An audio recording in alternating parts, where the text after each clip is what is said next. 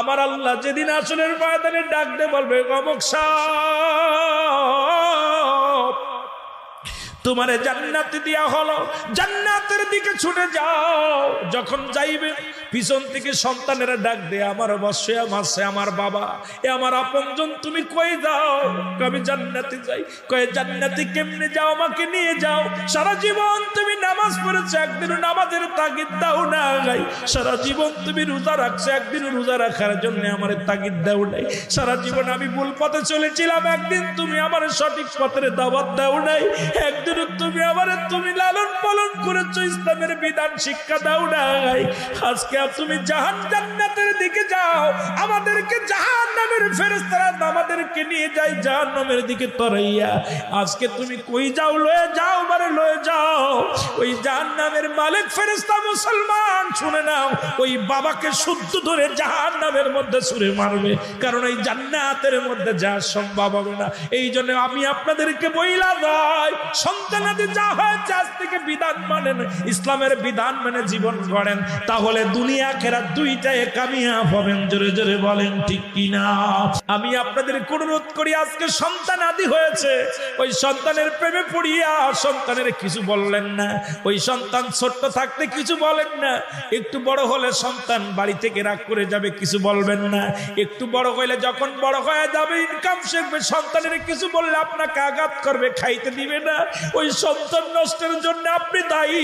ছোটবেলা থেকে যদি কোরআন শিক্ষা দিতেন, ছোটবেলা থেকে যদি নামাজ শিক্ষা দিতেন, ছোটবেলা থেকে যদি ইসলামের বিধান শিখাইতেন, ও মুসলমান শুনে নাও, ছোট্টবেলা থেকে যদি ওই কাদা কাদা যদি সেনে যা বানাইবেন তাই হবে। ওই কাদা যখন শুকায় যাবে আর কিচ্ছু হবে না, তখন চোখের পানি পড়া ছাড়া আর কোনো কিছু করা সম্ভব হবে না। এই জন্য আমি আপনাদেরকে বলি, যাদের সন্তান আদি আছে আজ থেকে তওবা করবেন, বাড়ি যেয়ে শুরু করবেন। সন্তান নামাজ না পড়লে তাগিদ দিবেন, তার পাতে ভাত দিবেন না। মেয়ে পর্দা না করলে তারে বাড়ি রাখবেন না। আমি আপনাদেরকে অনুরোধ করি, সন্তানের কারণেই যাবেন জান্নাতে, আবার সন্তানের কারণেই যাবেন জাহান্নামে। জোরে বলেন ঠিক কিনা? যেমন রাসূল পাক সাল্লাল্লাহু আলাইহি সাল্লাম বলেন, সাহাবীরা রে তোমরা কি কবুলাদের সব পাইতে চাও? সাহাবীরা বললে, ইয়া রাসূলুল্লাহ, ইয়া হাবিবাল্লাহ, কে বানা চায়? নবী বললেন, তোমাদের বাড়ি যাদের পিতা মাতা জিন্দা আছে সালাম দিবা, আসসালামু আলাইকুম মা, আসসালামু আলাইকুম বাবা। তোমার আমলনামায় একটা করে কবুল হজের সব লেখা হয়ে যাবে। জোরে বলেন মারহাবা। বাবারা আমার, এখনো সময় আছে, এখনো সময় আছে। এখনো দুনিয়া থেকে যেহেতু আল্লাহ নেয় নাই, দুনিয়ার মধ্যে এখনো জিন্দা আছেন। প্রতিনিয়ত সন্তানদের সঠিক পথে চালানোর জন্য চেষ্টা করেন, সঠিকভাবে চালানোর জন্য চেষ্টা করেন। সুদ থেকে বাঁচান, ঘুষ থেকে বাঁচান, জিনা থেকে বাঁচান, ব্যভিচার থেকে বাঁচান, ভুল পথ থেকে ফিরান। কারণ এর জন্য দায়ী সরকার নয়, এর জন্য দায়ী এলাকার মহল্লার মানুষ নয়, এর জন্য প্রতিটা গার্জিয়ান দায়ী আমরা। কারণ আমাদের সমাজ, আমাদের জাতি নষ্ট হয়ে যায়। ও যুবক ভাইয়েরা শুনে নেন, আমি আপনাদেরকে বলে যাই, সময় আর বেশি নয়। কারণ কখন যেন মালাকুল মউত চলে আসে, কখন যেন ধরা পড়ে যায়। এই পৃথিবীর মধ্যে কে আগে যাবে, কে পরে যাবে, কেউ বলতে পারি না। এই দুনিয়ার মধ্যে আসার একটা সিরিয়াল আছে, যার কোনো সিরিয়াল নয়। দেখা যায় দুনিয়ার মধ্যে সন্তান জিন্দা, বাবা নাই। সন্তানের লাশ বাবার কাঁধে, বাবার লাশ সন্তানের কাঁধে। এই পৃথিবীর মধ্যে সন্তানের লাশ যে বাবাই কাঁধে নিচে, সেই বাবাই যাবে। সন্তানের লাশ কত ভারী, যে সন্তান তার বাবার লাশটা কাঁধে নিছে, ওই সন্তানের জিগাইবেন পৃথিবীর মধ্যে সন্তানের লাশটা কত ভারী, বাবার লাশটা কত ভারী।